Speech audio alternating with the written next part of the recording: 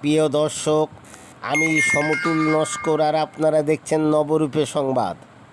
এখনকার বিশেষ খবর, গতকাল 30শে জুন কলকাতার মানিকতলা প্রেমানন্দ মেমোরিয়াল ল্যাপ্রসি হাসপাতালে 32 জন চোখের ছানি পড়া রুগীকে চক্ষু অপারেশন করলেন প্রেমানন্দ মেমোরিয়াল ল্যাপ্রসি হাসপাতালের পক্ষ থেকে ডাক্তার P.K.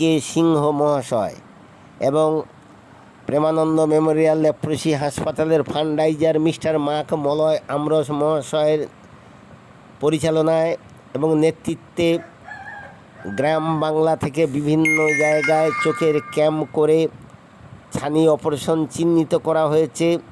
সেই ছানি অপারেশনের চিহ্নিত রুগীদের নিয়ে প্রেমানন্দ মেমোরিয়াল ল্যাপ্রসি হাসপাতালে সম্পূর্ণ বিনা খরচে বিনামূল্যে 32 জন চক্ষু অপারেশন করেন এবং আগামী দিনে এরা চশমা পাবে এবং বিনামূল্যে চশমা পাবে এবং চিকিৎসা পরিষেবা পাবে।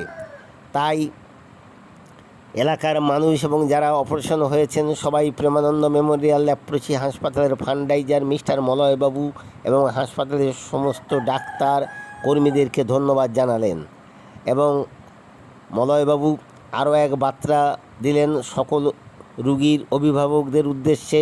তিনি বলেন, গ্রাম বাংলায় যদি কারোর কুষ্ঠ রোগ হয়ে থাকে তাকে অবহেলা না করে তাকে আমাদের হাসপাতালে পাঠিয়ে দেবেন এবং চিকিৎসার মাধ্যমে তাকে সারিয়ে গ্রাম বাংলায় মূল জীবনে তাকে ফিরে যেতে সাহায্য করবেন। কুষ্ঠ কোনো ছোঁয়াচে রোগ নয় বা পাপ নয়।